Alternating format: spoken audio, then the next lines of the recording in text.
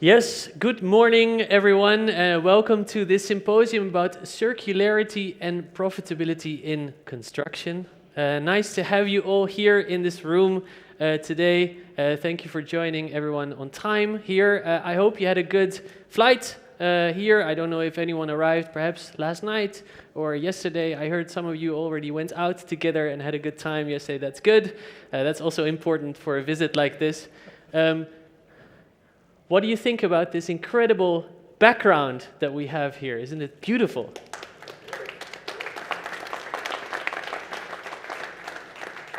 An incredible team here from the Netherlands, representatives from the Netherlands have worked incredibly hard to create this, and it is one of the most popular pavilions here at the World Expo for a reason. It sends a fantastic message, but it's also beautifully constructed. And before we start, I just want to do some give you some practical information. As you noticed, we have to wear the masks as we are on the go. Am I saying this correctly?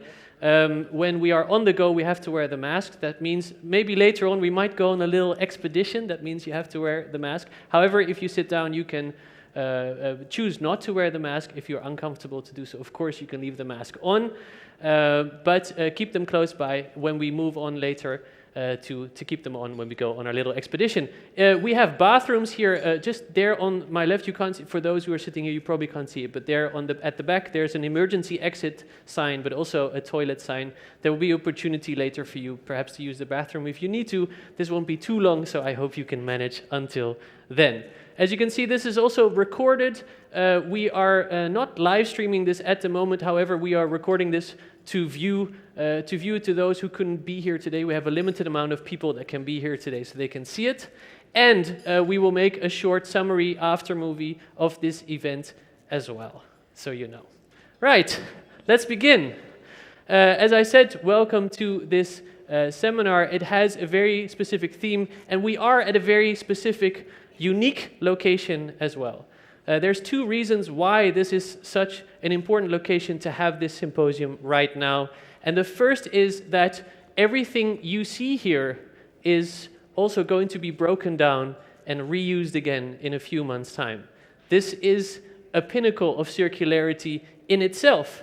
But that's not the only thing that makes it very relevant that we are here today, is that around us in this area, in this entire area, there's 200 pavilions in total, representing 191 countries. And they've come together for one reason, with one theme in mind, that is to connect minds and create the future. And that's exactly what we're going to do today with this symposium as well, is to connect minds and create the future. Let me take you to the program for today. We have some speakers coming here with a huge amount of expertise, with a lot of influence, with a lot of knowledge that they're going to share with you. Please do pay good attention to them. They have fantastic presentations for you. We also have an interview coming up. Later on, we are going on a little expedition to see what's going on behind us and get a bit of a background of the pavilion that we are here today. But we also have a surprise for you, and this surprise will reveal itself later. But that also has to do something with the theme of connecting minds and creating the future. And there's a big reason that we brought you all here together today. Right, let's begin. My name is Mark Wiseman. I am your host for today. There will probably be some opportunity for questions from the audience, but depends on the time and how long I keep talking as well.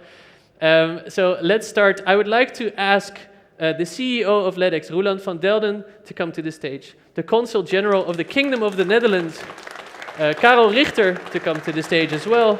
And Gert Rademaker, he is the Managing Director of Euromed. Right. Now let's see if we can give you a handheld microphone to pass on. Fantastic. I think we're going to start with Roeland. There you go. Oh, I have a headset. Oh, you have a headset? Okay, nice. That's right. He's right.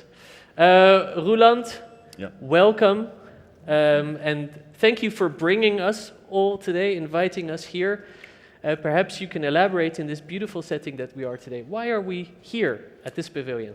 Yeah, I think we are here today at this pavilion with 60 friends business friends and decision makers. I think you all are in a position to make decisions on how construction projects will look like in the future.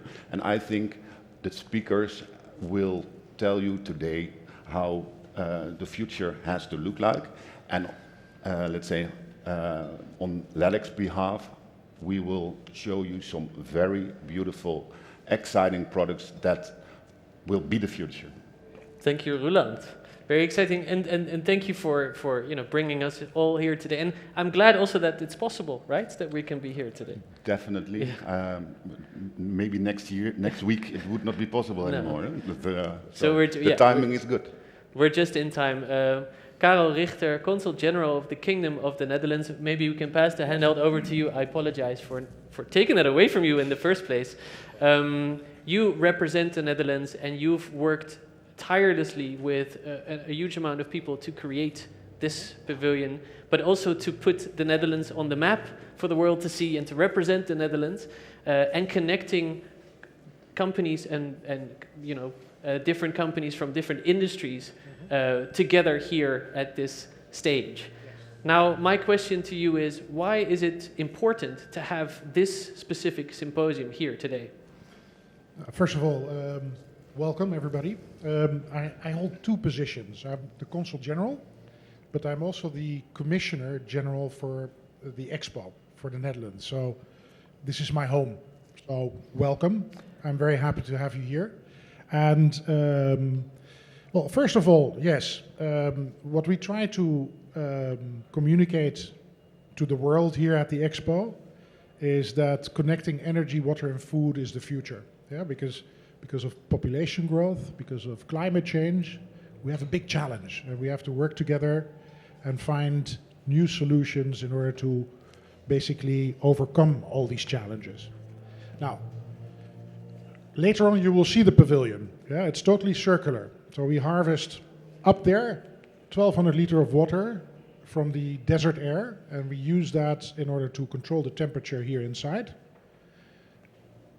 Drinking water, but most important, the food that is being produced here on this cone. So you can actually put this pavilion anywhere in the desert and it will function. And that's the message we want to bring across as the Netherlands. We started 3.5 years ago with the idea, the dream. Technology was not there yet, so we took a risk. But the Netherlands is very good at taking risks. Yeah, we are entrepreneurs. We travel the world. We are very international. And we have to. And it's amazing that after 3.5 years, the team of engineers and most important, artists, people that dream, have been able to actually realize it, because it's proof, it's here. You'll see it later. You actually can touch the water. Now, having said all this, this area here is where it all happens. That's where we try to connect people like you. So what we want to do is harvest your ideas, harvest the partnership that you're making. All the dreams and activities have to be created in this area. And so I'm very proud that LEADAX is organizing this. This is a very important element. And I really, what I'm looking forward is hearing from you, your ideas, the new partnerships. Because in the end, I think it's very good that the Netherlands participates in these kind of events, the Expo. Next time we'll be in Japan. And we really want to convince our government, but also you, that in Japan we do the same thing and we go on participating as the Netherlands and show that we can do it. We have 2 awards which are very important, I think. This is the most sustainable pavilion of the world here at the Expo. We won that award in the beginning.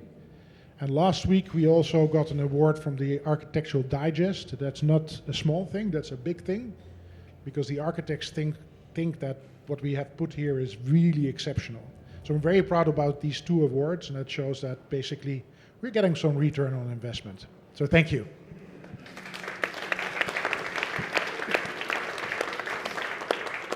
Thank you, Mr. Richter. Microphone for you. Next to me standing is Gert Rademaker, and he is the Managing Director of Euromat. You, of course, have a big network but I believe later on we're going to talk about the impact of circularity on that network already. But my question to you is then, how did you connect with LEADAX and connect to being at this symposium here today? Thank you very much. Our president, Mr. Chris Hayward, will explain a little bit more about the importance and the relevancy of sustainability, also within our part of the chain, being distributors. Let me first explain a little bit about what Euromat is about. We are representing about approximately 40% of the independent builders merchants in Europe. We are 21 shareholders, representing about 8,000 branches and total sales of approximately 40 billion within Europe. But let's say the DNA is independency. And the reason why Euromat exists is that we share best practice. We learn an awful lot from each other, and we try to always find synergies and help each other forward. What we definitely also are extremely interested in is suppliers. We have also a network of about 80 suppliers that are relevant for us to learn about what is asked, let's say, and also required. I mean, we do the distribution, we bring products from A to B, but of course we have to know what's expected from us from the suppliers. So strategically, it's also very interesting. And that's how we got also in contact with LEADAX already a couple of years ago. But at that moment, it was a little bit too soon, I think. But I was extremely interested about the power and the innovation and the ideas. So Roland and myself, we said, let's keep in contact. And actually, a couple of years later, Roland and Bob knocked on my door and said, well, we think we are ready now. And exciting. The last, I must say, 2 weeks ago, we had our meeting. Also, very lucky with the timing in Warsaw. We were happy to have 120 people in Warsaw, and Bob was over there. And sorry, I forgot your name. Abdul, of course, was there as well to represent LEADAX, and got in contact with our members. I think great contacts, and being able to introduce innovative products that we all need. So that's what Euromat is about, and how we got in contact with LEADAX. I'm very happy to be here in these great surroundings. Congratulations with that. Thank you. Yeah. Thank you. Thank you, Gert and Karel. Also such a pleasure to have you here today. Roland, we will get back to you later as well. Now, please have a seat. Now, as we spoke about the connecting minds and creating the future, we of course have speakers here that are able to give you knowledge and insight on the importance of circularity, not only on a global scale, but also within the construction industry. Just want to mention, you hear some background sounds. This is part of the experience that we have today. Of course, people are here watching the pavilion. I hope the audio is good enough for you to understand. I see nodding heads, so that's a good thing. But just so you know what's happening in the background, we have some atmospheric music to our presentations. Maybe it'll give it an extra dimension, so that's a good thing. We have, for our first speaker, someone who we are very honored to have here today. He is an influential voice when it comes to circularity, a pioneer when it comes to adapting circularity in business as well. And I'm going to just announce you with a lot of titles before I ask you to come up, because he's not only the chairman of Corporate Advisory Board for the World Green Building Council, he's also part of the World Economic Forum, where he discusses circularity and the circular economy with peers. But he's also the Chief Sustainability Officer at Mujahid Al Fatim. I hope I said that correctly. Please welcome Ibrahim Al-Tabi.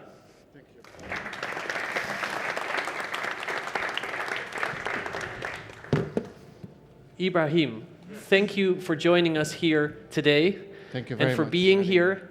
I believe you recently came back from COP26 in Glasgow. Quite an important get-together, I must say. Absolutely. And now you are here at the World Expo. What a journey for you to promote circularity, but also to talk about circularity on such a scale. How has it been so far, that experience? Well, first of all, thank you so much for inviting me. It's a pleasure to be here, and congratulations. I got the honor to tour the pavilion with Her Excellency the Minister Miriam. So it's very exciting. For sure, I'm coming back with my family. My youngest son will definitely like the waffles downstairs.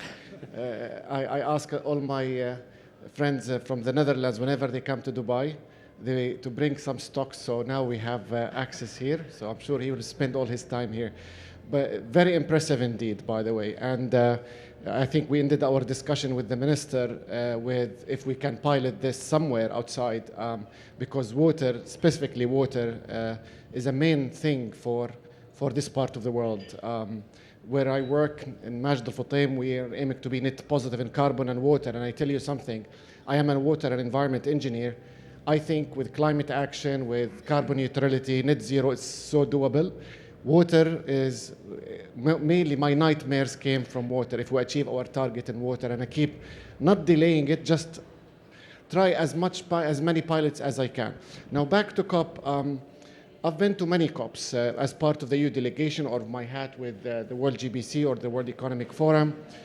COP26 was very, very interesting, by the way, for many reasons. First of all, I think the Glasgow Pact, at least governments signed on pledge to support more, to push targets more, to pledge more into sustainable finance. But the highlight for me personally was the built environment.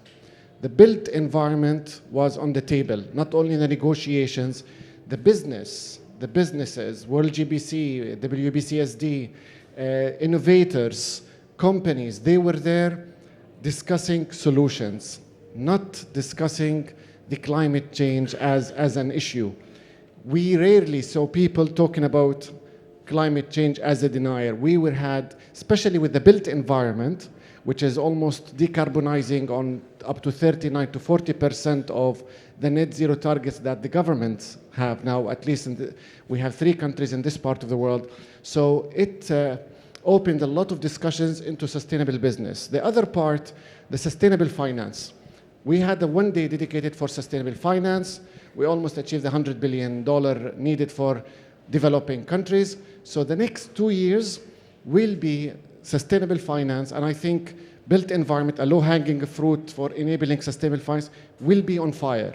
So you will see the business, sustainable finance, sustainable buildings, green buildings. In the next 2 years, the road to COP28 in UAE, COP27 in Egypt, in this part of the world, will be again on fire. You'll see a lot of sustainable and green economy, especially here. Third part, it was very interesting for me, the power of youth. And yes, we all see Greta, which pushes the envelope, which is great. But what I've noticed for a change in COP26, the negotiators were from young people, government officials, private sector. So we have a generation that we worked on the awareness. They are decision makers now. They know exactly what climate change mitigation, adaptation, what a net zero means, how we can do it, and how we involve the public and private sector together. Last but not least, I think what I've seen, at least for my part of the world, which is I'm personally proud of being part of the team to get COP28 to the UAE, I think having COP27 in Egypt, COP28 in the UAE, and with the hats I have, we have presence in both countries. I think it's a golden opportunity for the Middle East and North Africa to excel. And, you know, we accelerate things here. So the net zero commitment we had by the UAE, next couple of weeks later Saudi, couple of weeks later Bahrain. And it's a snowball. It will not stop there. So I think we're going from the road COP26 to COP28 is a great platform and opportunity and opened a lot of eyes. So I'm very positive, and I hope I won't be disappointed, at least from some of the governments or some of the stakeholders. You sound incredibly positive. That's good to hear. I don't think we have, I think hope is good, but yeah. I think especially coming for the built environment, we proved that. We have a commitment, by the way, in the World GBC. In 2014, we were having a congress in Toronto, Canada, and we asked to go for net zero commitment. And 2014, we had 3 companies. I'm one of them, and actually a company from the Netherlands was the second. We were just 3 global companies. And that time, we honestly did not have a clear roadmap to 2030. Now we have. We have not only net zero, we will achieve net zero by 2030, and we will be net positive by 2040 for our company, which is giving more to the environment than you take. Why is that? Technologies, and I think you guys are the proof of that we can do it. So we have a know-how. Private sector invested in innovation and R&D to provide solutions.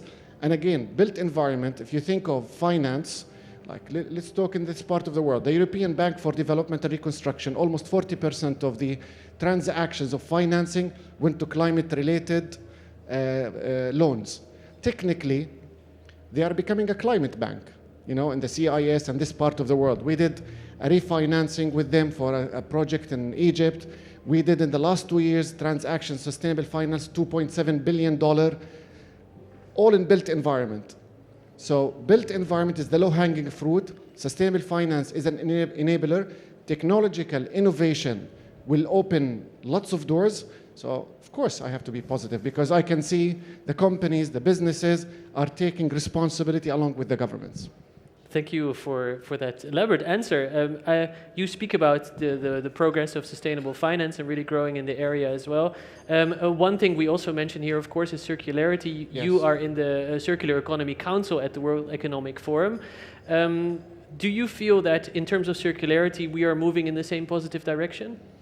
Well, when we talked about circular economy in this part of the world, by the way, a couple of years ago, it was a bit of a touchy subject because the first thing comes to your mind is single-use plastic. Single-use plastic is a byproduct of oil. We're most of the countries here, oil-producing countries. So how can I tell people not to use one of my products? So we worked on that. We worked with the leadership to show them what percentages, what alternatives, and how we can do a transition from such a byproduct, an industry, to another industry. And we needed a commitment. So our company, we own retail. Part of our businesses, retail stores, Carrefour, we own in 37 countries. And we needed a champion. And I went to the board and I said, I told them what I just said. And I said, can I eliminate my single-use plastic in all my stores and operations by 2030? And my chairman is his Lord Stewart Rose, and he's the founder of Plan A in Marks and Spencer. He's the chairman of Woolworth. And he looked at me and I said, no, you can't. I said, why is that? And he said, I want it in my lifetime, so we need to do it in 5 years. So 2025, which has put more pressure on me, 2025 we'll do that. The minute I got the commitment from my board, I want hitting on the government. Yeah. And created across the region that what kind of industries we have. So we created the reusable bags, the mesh bags, we created incentives and loyalty programs, we worked in awareness. Almost 3 weeks ago, I was with the newly appointed Minister of Environment of Jordan. And single-use plastics, they're a big issue in Jordan. If you walk around, it's everywhere. And I talked to him about, I needed a commitment, and he said, well, it's a spot on because it's hitting our tourism. Our king is getting calls from ambassadors, the royal court, that it doesn't, so we're working very closely with them, and it started. Now, there is the private sector platform, the government we talked to the World Economic Forum, and they have Scale 360 as part of the 4th Industrial Revolution. The UAE opened the 4th Industrial Revolution Center here in Dubai. So I reached out to His Excellency, the Minister of AI, the Minister of Environment, the Minister of Economy, and we talked about having a commitment on circular economy, Scale 360, in the UAE. And I said, if UAE can do it, the whole region at least will do it. Then, the rest is history. We started a board. I am part of that board. The ministers are part of that board. We included some CEOs from the private sector. And we talked about, and this is the updated number actually, $138 billion of savings estimated in the GCC, if the GCC adopted circular economy model by 2030. We took that number. We started working on playbook by WEF, and we started working on dismantling the whole system. We looked at the construction, which is, again, the best enabler. We showed that you can divert around 85% of construction waste here. We looked at alternatives, products, and we started opening the market for pilots to show them and link it to the embodied carbon. So circular economy is, so we showed them that it's linked to the net zero commitment. Yeah. So we have the formula. I have to say, with the 360, Scale 360, what we've shown is, we managed to normalize sustainability and circular economy beyond waste. So circular economy is not single-use plastic and waste. We showed the business narrative. We showed how it will get into the GDP, how it will excel with the industries, as well as how it will help the country to achieve their net zero targets. Now you speak about the circularity within construction as well. You mentioned it just briefly just now, because this sounds very impressive. All these, you sound like a very active, positive man to inspire others, and I'm glad to hear that you are able to get together with so many influential people to really make that shift, to make that change, because we need those people as well. But if we look at the construction industry just as a circular example. At Majid Al Futtaim, you also worked quite hard in adapting circularity in construction. Yes. What have you achieved with that so far? The first of all, by 2030, circular economy will be the core of our business strategies. So we have a time frame of 9 years now, and in all our businesses, be it properties, retail, cinemas, lifestyle, snow business, everything we do in the 17 markets, we have the net positive commitment, but circular economy will be the core of our business strategies. And we started working on a roadmap. So we started looking at resource mapping. We started looking at maximizing the values for the business. We started at the closed loop with suppliers. So we started working with tier 1, tier 2 suppliers, because they are the main people for me to achieve my strategy. And as well, we looked at the circular loop supplies, because at the end of the day, it has an economic impact. And we needed to ensure that our CapEx and OpEx are either the same at the beginning, but also looking to make even more savings. The last but not least, we looked at to partnership to accelerate. So we have that in a full playbook internally, and we're working on different things. One, awareness, engagement, pilots. Our city center, Masdar, we implemented, other than the diversion from construction waste, we looked at ash mixed with concrete for like different types of material to include in our construction. And the story there, by the way, was very interesting. So we had the material, we had the supplier, but we did not have the legislation. So my guys could not get approval to use this material. So we reached out also, we went to the government, we had to sign lots of papers, and we implemented it. So we started piloting. 2030, circularity will be in the heart of all our businesses. 2025, you will not see any single-use plastic in all our operations. We will achieve by 2030 diversion up to 100% in our construction. And if you need more data, of course, on the website, but we are on track. And last, this target with net positive is not only my target. Yeah. The ESG, we have an ESG rating. It's on the remuneration of all the C-suite and N-1 from now to 2030. Almost up to 20% of our financial end-of-year remuneration relates to these targets and to these ESGs. And we have to report back to the board and audited by third parties. So we are on track. The only issue we have is now, and I'm glad to see the businesses here, is having the right partners from the supply chain to implement, to show that it works. Second, to work with the government to show legislations, and you had the minister here. Yeah. So that was, I think, great. So this will make our life easier. Last but not least, pilots. You need to show people that it works. And this is what we are working on. Yeah, because I believe you also created a net positive building already that gives back more than it takes. Well, if you go to our Tilal Al Ghaf project, That building was very interesting because we wanted to have a net positive building. We couldn't at the beginning just for regulations. So I had to make it net positive, but not to say it's net positive. Till recently we got the certification. It's net positive in carbon and water, and it's our experience center. It worked. If you live in Dubai or if you're visiting, I'm happy to organize a visit for you. And not only that, you know, the story is, for me, regardless, it's net positive or not, it's the journey. Now, after we did the experience center in net positive in Tilal al-Ghaf, the board of the properties business, we have a big project in Oman, Medinat al-Arfan. It's the new Muscat, the new capital. The experience center was designed and approved. The minute we got the certification, the board did not approve the new experience center. They approved a new capex to make the new experience center in Oman net positive. So it's a snowball effect. We just need to show it works. And the Tilal al-Ghaf project experience center, I'm proud of it because we included the wellness factor, which is the natural light and everything. So we got even a wellness, and we showed how it relates to net positive and to sustainable buildings. Fantastic achievements. And again, I hope these examples set the right snowball effect to get other people going as well in the area.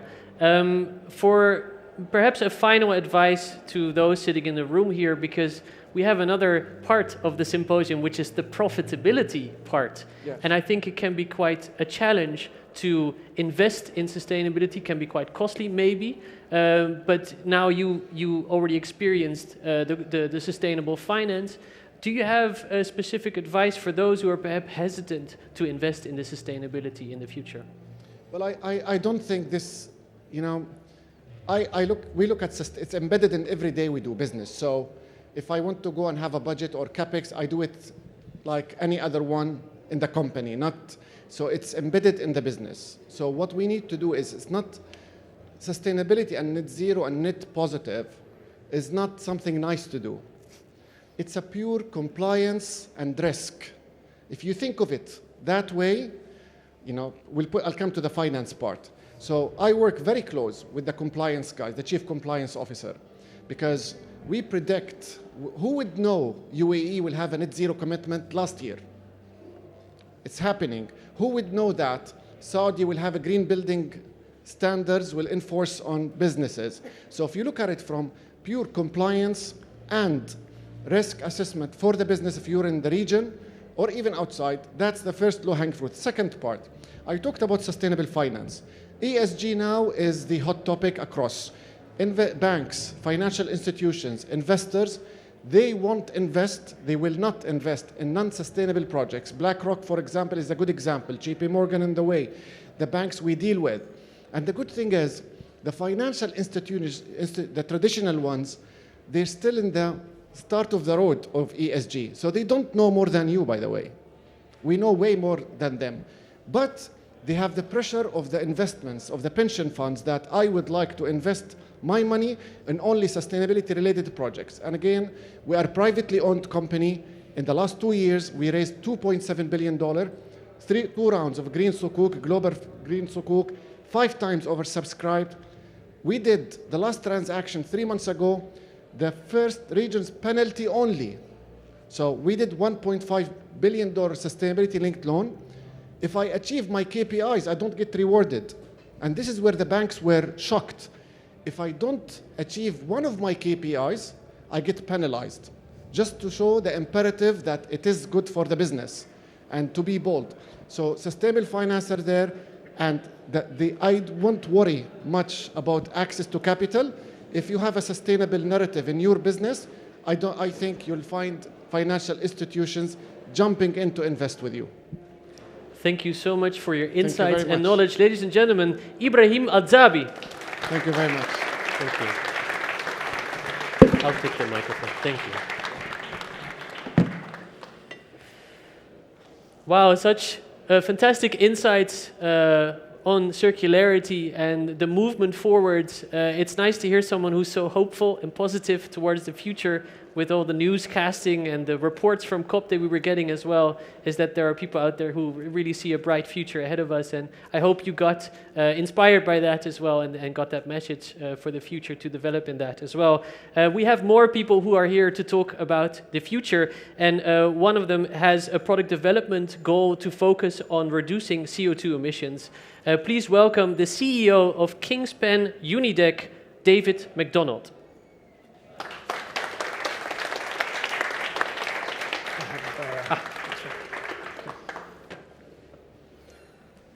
Okay, morning everybody. Great to be here. I'd like to first say thanks to Roland and the team for putting on this great event and inviting us. It's a real compliment to even be asked to be here, I must say, so that's wonderful already. My name's Dave MacDonald. I'm Managing Director of some of our businesses in Europe, which are very much focused on circularity, sustainability, etc. I'm going to talk to you today a little bit around the challenge facing us as construction and how we as Kingspan are responding to that challenge as purely an example, not necessarily the way to do it, but it's our way to do it at least, and hopefully that will be interesting. So let's go for it. So if we look at the climate challenge, I think I'm not going to spend much time on this slide because Ibrahim already made it very clear the built environment is such an important part of resolving the climate challenge that we face. It's responsible for 40% or so of carbon emissions, so we have to act. If we are going to deal with this as a society in general, then as construction, we need to do our part. And just a little bit of detail around that. If you look at 2020, most of the buildings that we have are inefficient. They were built before a time where we had standards requiring a certain level of performance. So we have a big challenge to improve the performance of the existing building stock. You see the materials used in construction is a massive amount of what we consume in general. And if we continue to take these virgin materials, then at some point they're not going to be there anymore. So we have to find a way to reuse. Coupled to that, we have the focus, the pressure of we're still growing. The society is growing. The number of buildings is growing. That's just going to make this challenge even bigger. I think I'm kind of preaching to the converted here, so I really won't spend too long on this part, but I think it's always good to start with this, just to see, there is an urgency here. We are up against it, and we need to act. We need to make progress. So I'll move on a little bit to, as Kingspan, what do we do about that? Well, Kingspan is a building materials company, and we focus mainly on materials of high energy performance. So insulation materials mostly, but also other materials, all targeted at improving the performance of buildings, improving the performance of the built environment. In 2011, we came with our first target to be net zero energy by 2020, which was quite kind of novel, innovative at the time. Was a clear commitment made, statement towards the market, etc., clear KPIs on how to achieve that, and thankfully we did achieve that. And at that time, that was what was important, I suppose. That was what everybody was talking about. But since then, it's moved on. Now we talk much more around embodied carbon and circularity, etc. So what was initially the challenge around energy, that's grown. So we dealt with that. And then in 2020, we came with our 10-year program, Planet Passionate, which has a much broader context, actually. So the energy part is, of course, still key. We need to maintain the net zero performance that we have, but we also need to improve the way that we achieve that. So more direct generation of renewable energy, also in our own facilities. All of our facilities will have solar installations as part of this program. But then it's much broader than that. So looking at the carbon performance, moving to net zero carbon manufacturing. A huge amount of work going on with the supply chain, our suppliers, to say, okay, how can we make our products perform better? How do we reduce the footprint of our products? We use a lot of steel, for example. We're involved with steel manufacturers in improving the way that steel is generated, produced.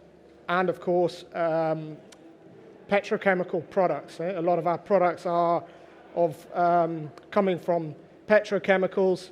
There we also need to make steps. There's a lot of collaboration with suppliers in that regard. And we've made the pledge to move to zero-emission company cars. On the circularity side, at group level, we're recycling PET bottles to polyol for our insulation products. And we've launched our quad-core range of panels. Company waste also being reduced. And water, Ibrahim mentioned the importance of water, rainwater harvesting and reducing the amount of water that we use is a key part of this. These are all linked then to these sustainable development goals, of course. We have a range of products where we have different ways of achieving this, different technologies. All of these can play a role in this process. And to be honest, this screen should be wider because there will be others that come along which will continue to improve that. So make it a little bit more specific now to our Unideck business, which is very active in the Netherlands and working together with LEADAX to explore, how can we develop interesting concepts to solve these challenges. So we have products, applications we're supplying into roof and wall elements, circular EPS installation. EPS, you mentioned single-use plastics. I think single-use plastics, huge issue. It's becoming, I think like you said, Ibrahim, we need to move the conversation beyond that because it's so much more. We make products with a lot of expanded polystyrene, piepschuim in het Nederlands, in Dutch. It's perceived a little as a single-use plastic. We're putting it into buildings where it's going to be there for 50 years, 75 years, so that's slightly different. The other thing is, it's entirely recyclable, this material. What's not in place is the infrastructure to make that happen, and the economy. We mentioned the word circular economy. It is an economy, and there's no shame, actually, in having a successful business model, which also has a positive impact on the world and the environment, I think. In fact, that's really, truly win-win. So one of the big challenges we have is making that happen, but also educating and advising people that they understand that and that they can make good decisions. And we have also our products in technical foam parts, for example. That's also an area where we can reduce waste, of course. Typically, our products, we'd often make them as a block of foam. It needs to be cut. We can also mold that exactly to the size and shape it needs to be, and the waste is eliminated in step one, and then we don't need to think about recycling of that building waste. End of life, of course, is key, but not the in process. So as Kingspan, we've also, to really build on our circularity pillar, we've this year launched this life cycle product framework. So it's really a principle and a system that we follow for assessing and developing our products.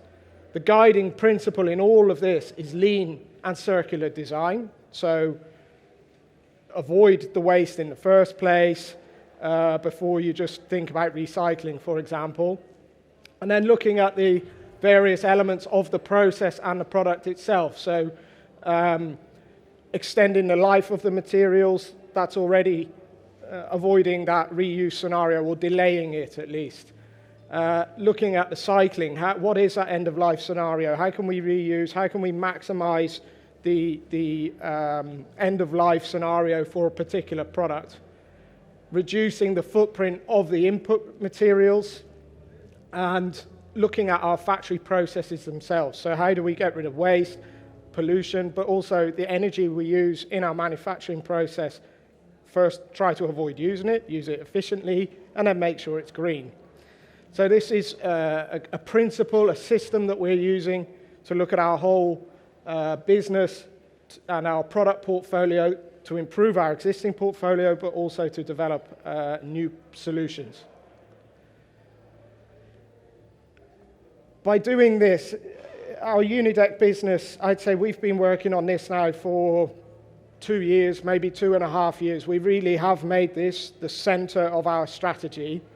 And you see then just how much progress you can make. We're not there yet, we're far from there, but we're learning so much and we're making important steps all the time. And we're now filling out slides with all the different initiatives that we have going on, which is great. So on the lean and circular design side, we recently launched a technology in the Netherlands with a prefab concrete wall manufacturer where we mold EPS pieces to the size they need to be for that wall. Avoiding the waste, very efficient from a transport point of view, high quality, it's just many benefits. Around circularity, I mentioned this recyclability of EPS that wasn't actually, it's not really recognized, wasn't really implemented. We're a member of an initiative called the PS Loop, the polystyrene loop, which is a plant built in the Netherlands, pilot plant as it stands, to take end-of-life EPS materials, extract certain products which may no longer be used, come back to a general purpose polystyrene product, which is basically the input into our virgin manufacturing process. So you end up with a material which is exactly the same as the virgin material, same performance, everything, fully recycled from end-of-life materials. We've taken the step to force that by actually working on demolition projects to recover those materials, prepare them, and feed them into that facility. And I think it's key, actually, that we all do that. We realize it only happens when you take action, and you don't know, actually, when you do that exactly what the outcome is going to be, but you know that you're making progress and you're going in the right direction. We've put a very large solar installation on our plant, 13,000 solar panels this year in Hayward in the Netherlands. And we're working with various partnerships around extended life of the materials. So the most circular roof, for example, working with some partners, pledging to take materials back end of life and make sure that they are recycled or, if not, hopefully reused. So lots of things going on and loads of very positive business initiatives, as well as being very focused on this improvement agenda. I think what's critical in all of this is partnerships. This is only going to happen when we get the right groups together, discussing the challenges that we all face and helping each other to find those solutions. So on a sort of a high level in Kingspan, we're involved in some of the programs you see at the bottom here, supporting those and really getting a lot out of that in the process. On a more local level, also we're involved in a polystyrene loop I mentioned. LEADAX is our EPS branch organization. UMEP, same thing on a European level, where we're coming together with partners to discuss how we meet this challenge. And a very important partnership for us actually is developing here, I think, with LEADAX.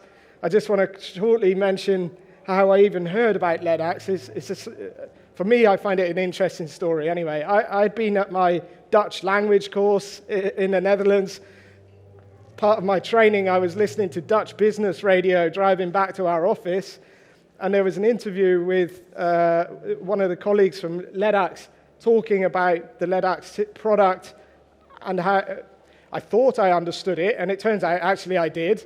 But how this product, this roofing membrane, fully circular. So I called Tone, our business developer, and Michel, our development director, who are here with me today, and said, guys, I don't know if you know about this company, but they really sound like they look at the world in a similar way to us. They're really focused on things in the way that we are. Let's reach out to them and just see what happens. So the guys did that. They had a meeting, and we realized, yeah, we're very well aligned, and now we're having very positive conversations and seeing where we can develop that in the future. And I think that's key that we all do that. I think in the end, that's what will solve this problem. It's technically possible. The innovation capability is there. There are viable business models as well, actually. It's affordable. It can be very lucrative. But it only works with a positive attitude and a good cooperation from all the players. Thank you very much. That's me done. Thanks, David. Thank you. Yes, that was David McDonald speaking about being a company that is constructing for the future. And we also have to talk about the impact of circularity on perhaps the network, on the merchants. And there's one person at the center of these merchants, it's at least in Europe. He is I have to say this correctly, he is the CEO of NMBS, of the National Merchant Buyer Society, but also the president of Euromat. Please welcome Chris Hayward. You got it. Good morning, good morning. The last time I had a microphone, I was actually singing karaoke. But don't worry, I'm not going to sing it to you today. As president of Euromat, I'm very proud to be able to say a few words today in the fantastic surroundings of the World Expo here in Dubai, which is an excellent opportunity for all of us to see innovative new products from around the world, and perhaps most importantly, meet the people and countries from where they originate. Euromat is a networking business that serves the European construction sector and works best for both its merchant members and suppliers when we meet face-to-face in meetings. The key difference between our members and larger listed companies is our ability to react quickly to change and make decisions. We're often the first to take out on new products and innovate and find new ways of working. Our ability to act fast was well demonstrated during the last 18 months of the pandemic, which has been a very difficult time for all of us. However, our members were amongst the first in the construction sector to return to work and lead the recovery and ensure essential construction supplies kept flowing, to keep hospitals open and other key infrastructure working, and to directly help kickstart national economies again. We can do this because we are not constrained by constantly reporting to the markets and are not judged too hard on short-term results. We are in it for the long term and can manage our risk and decisions accordingly. Our sector has now experienced record sales in the last 12 months as people have looked to spend more of their savings that they have accumulated from national lockdowns by improving their properties and gardens. Looking to the future, our members understand their responsibility for building a better world and believe that they are ideally placed to make a real difference to achieving climate change targets and contributing to attaining net zero emissions by 2050. In the UK, 80% of the homes that will be around in 2050 have already been built. However, they're not very energy efficient. We have nearly 27 million homes that need upgrading with better insulation, PV, heat pumps. And this represents a massive opportunity for our industry and for our sector, and an even greater opportunity for us all to meet our net zero targets even sooner.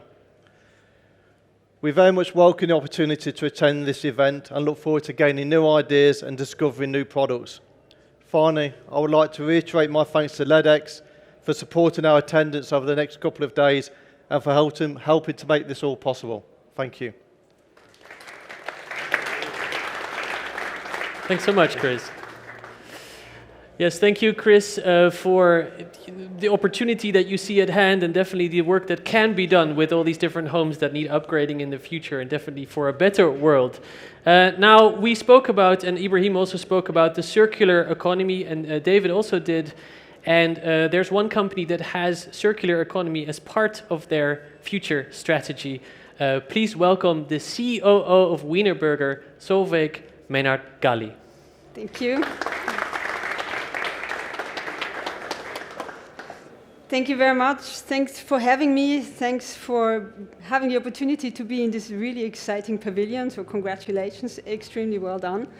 I'm Solveig Meinhard-Galli, CEO of Wienerberger, and in my role, I'm responsible for the business unit Building Solutions. We heard a lot about building solutions, and what I want to do now is give you a bit of an insight on how we incorporate circularity in our strategy.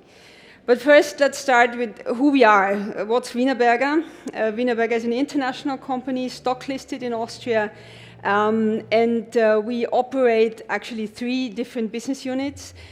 We are focusing in the business unit Building Solutions on everything that belongs to a building, the building envelope, walls, facades, roofs, but also the outside landscaping environment.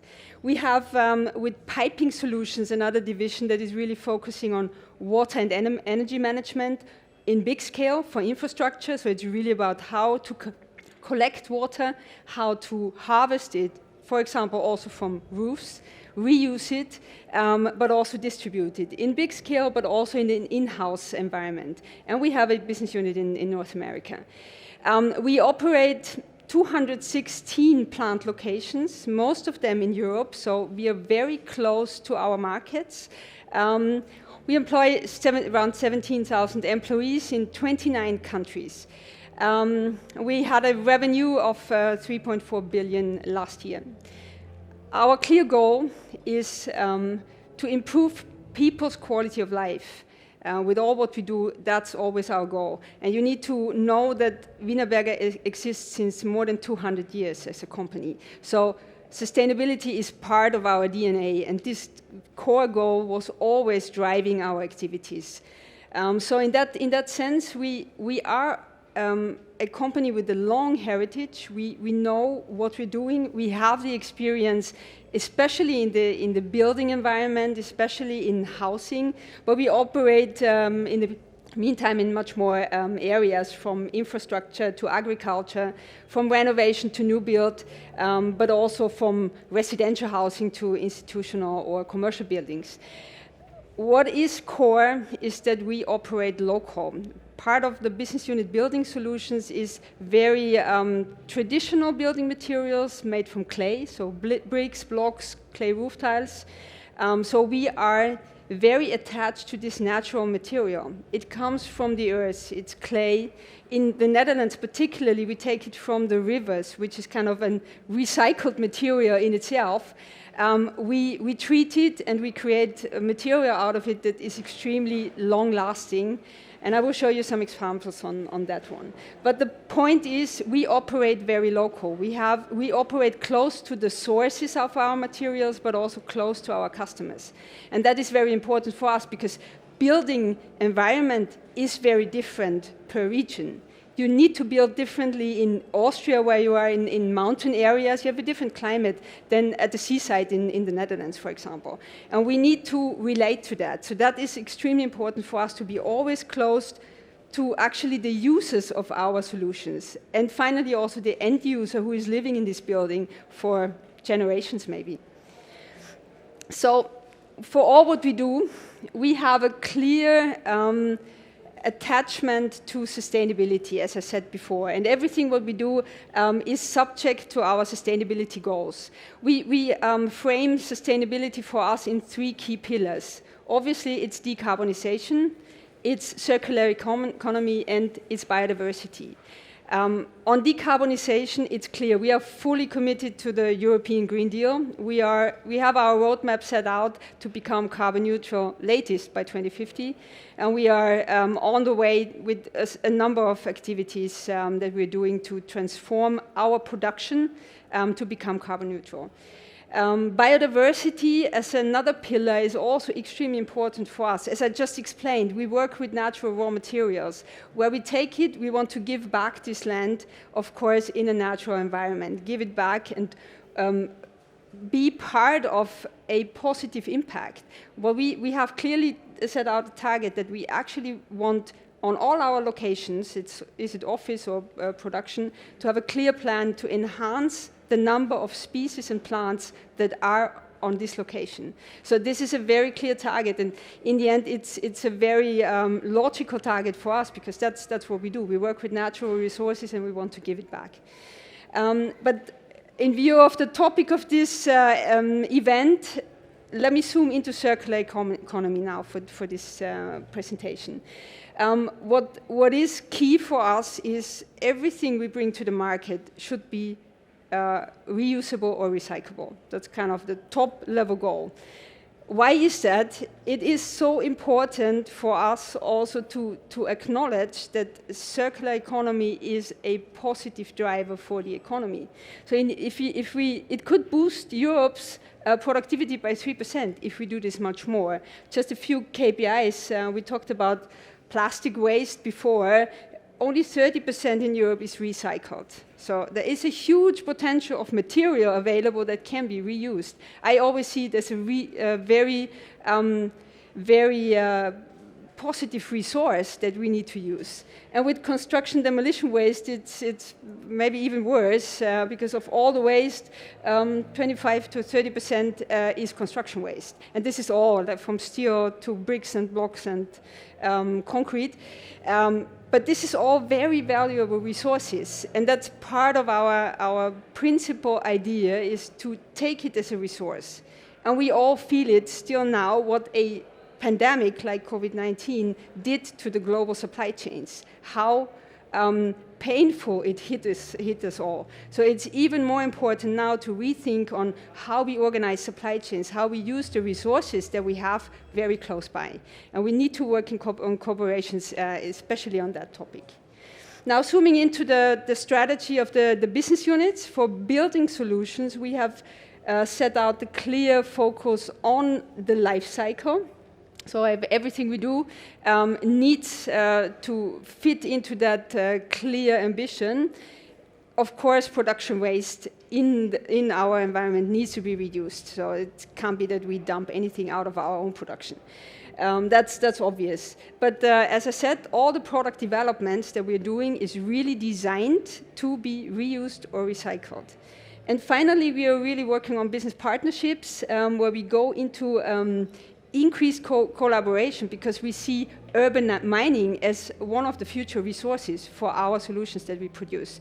So that is a key topic, and it's also a challenge, let's be honest, because in Europe this is not extremely well organized yet. So there's a lot of small local companies doing demolition. It takes effort, but it takes also us as a big international player to enforce and support this effort, and to work with them, again, on a close-to-loop approach. On the piping side, and the majority of our offer is plastic pipes in all kinds of dimensions, we also look very closely on that one. And this is a like-for-like comparison that we did, where you say, okay, if you do water piping, and you compare it with our pipes, our plastic pipes versus ducted iron pipes, for 100 years of lifetime, because that's easy what they can do. This is the carbon footprint that we have in comparison. So it's actually about 25% of a ducted iron pipe. So the plastic pipe itself has a very low footprint, and which is even more important in that topic, it's fully recyclable. So that is the topic we look at, and how we can reuse it in our own cycle. So what I said already, this is all what I described is our own strategy for Wienerberger, for our own view. Now what we are also doing, as I said, we think ahead with our customers, with the users of our products. So for us, sustainable homes is actually the key goal. How can we support solutions that create sustainable homes? And we think in generations. A house is not a one-time thing. You use it. And I mean, in Europe, we have such a long heritage and history of buildings that are 200, 300, and more 100 years old.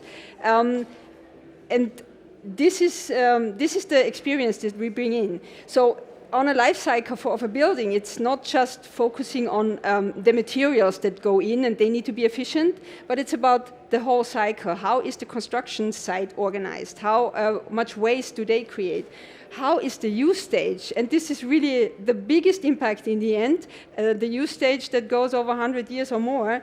And then, of course, you need to think about end of life and recyclability at the end. So this is the part that we always apply when we design new solutions, but also we improve our current solutions.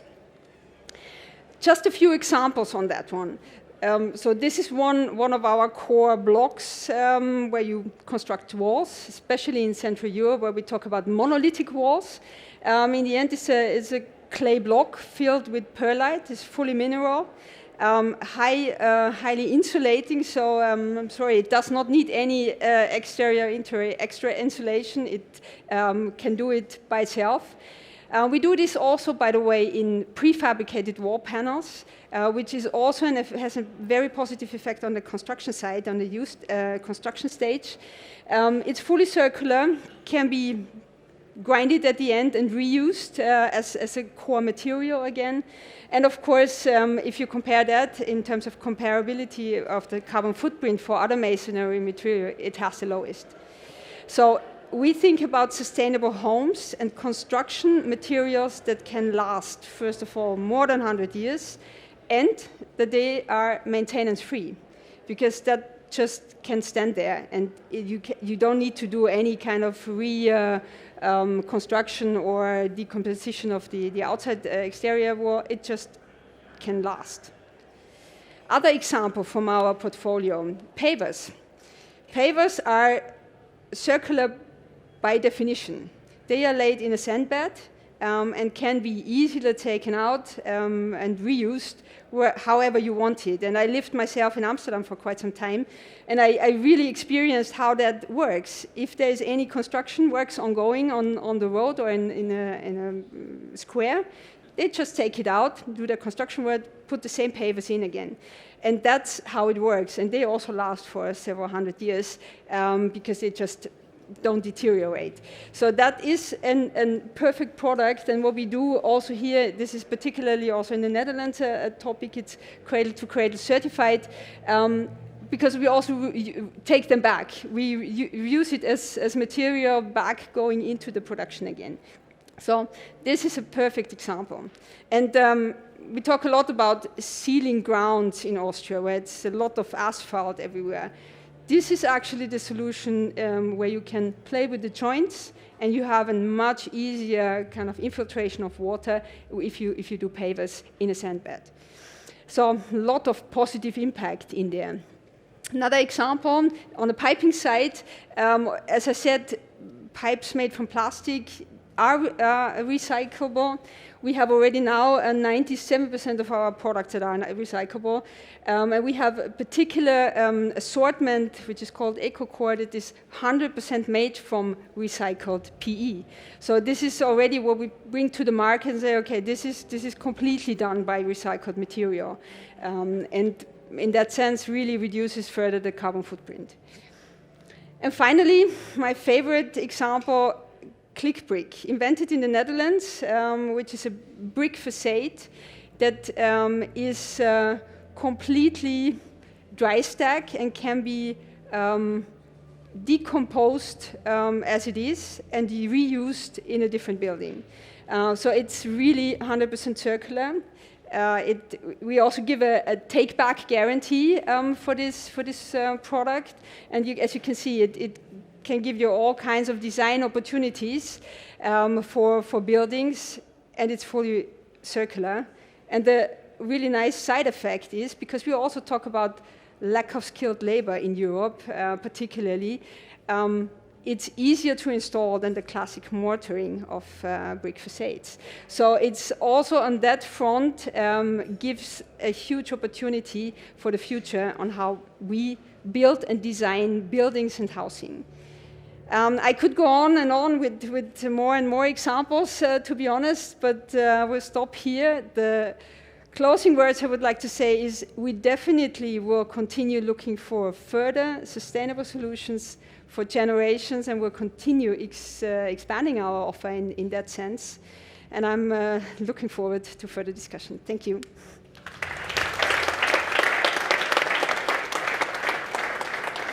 Thank you so much, Solveig. Also nice to hear that you have so many aspects where you as a company work on the circularity of things. You said you also you have so much to say also about biodiversity and different ways of improving the future, but then we could still be here all day. Fantastic. I have one question for you, and this has to do with the reusability of the product as well, because I'm curious, do you foresee perhaps a role for Wienerberger when it comes to the ownership of products, where you perhaps could have a buyback guarantee for products to reuse them or to use them as a raw material? Absolutely. I mean, this is the future. We need raw materials as well. The thing is, of course, the durability of our product is very long, so we need to think about long cycles. But indeed, this is part of the story, to also take it back and give a guarantee of a value at the end of the lifetime, because it has a value, and that's something we should really account for. Thank you so much for sharing your knowledge with us. Ladies and gentlemen, Solveig Meinert-Gali. Thank you.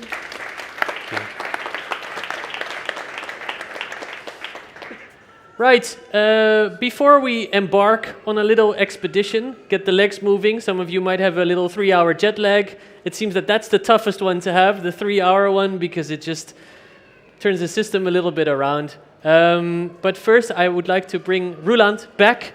Perhaps he can introduce something to us before we go on our little journey. Before we do that, I just like to take the opportunity to tell you how LEADAX is created. Because we have a bitumen factory where Elias, you're sitting there, in, I believe, 1986, we waterproofed the first job here in Dubai, which was the Dubai jail. And yesterday we were sitting with LEADAX friends all together at Emirates Towers, where we supplied, that was my first job in 1997, 200,000 square meters of our bituminous membrane. After that, Dubai Mall came, Atlantis Hotel, great jobs that we waterproofed. But all these jobs are made out of bitumen. And bitumen is a virgin raw material, and we all know that that is not allowed to be used anymore in 30 years from now. And that's why in 2013 we thought, why can't we take some kind of clever raw material that we get a future? And then we have been searching for a pile of unusable waste. And we thought, if we can take unusable waste and turn it into raw material, we have a fantastic business model. So, but that's what we were doing in 2013, 2014. And then we thought, okay, where shall we start? Which material shall we take? And then we had a very clever idea, because this picture is, let's say, our source of raw material. If you guys go to car glass, if your glass is broken, your car glass is broken, everybody loves to have the glass. But nobody loves to have the film, which is, let's say, as a sandwich within that glass. So what happens to that film? That film is all being buried or being burned. Imagine, 1.5 billion kilos each year in Europe are being buried or burned. And that is our raw material. It took us about 4 years to find the right recipe. And after 4 years, we developed this LEADAX concept. And what is the LEADAX concept? That is using unusable waste, design to dismantle. So and that's easier said than done. But if you start with it in the beginning, you know where to go and you can reach a solution. That's why development always takes long. It needs to be very durable. Of course, at the end of the lifetime, it needs to be recyclable. And let's not make it expensive. And that's also not necessary because we take waste as raw material. And waste is, till now, it's in any case cheap. We introduced our first product out of that unusable waste back in 2017, which is a flashing product that is replacing LED in different applications in and around our house. And it's so wonderful to have people from 16 countries that are selling and using the LEADAX already here at the Dubai Pavilion. So that LEADAX Original is already becoming adopted in the complete market. And there are a few countries that say, I don't want a product like the LEADAX Original, it needs to stick. So what we did, out of the same concept, we developed the LEADAX Easy, a self-adhesive flashing membrane that can be used also in all the flashing applications. And then there is a big question mark, and that's why maybe I'm so excited. Because in 15 minutes you will know what we are going to launch. Little bit background. We have so much of that unusable plastic waste that if we would replace all the lead in the world by LEADAX, still 90% of that plastic waste would be unused. And that means it will still be buried or being burned. That's not what we want. So we had to come up with a massive idea. And in fact, that is what we did. And that is what we are going to launch in 15 minutes. What is here? Yeah, exactly. That's what I said. And I think, Mark, we are first going to do the tour, the cone experience. Yeah. Yeah, and then we will launch the product. Right.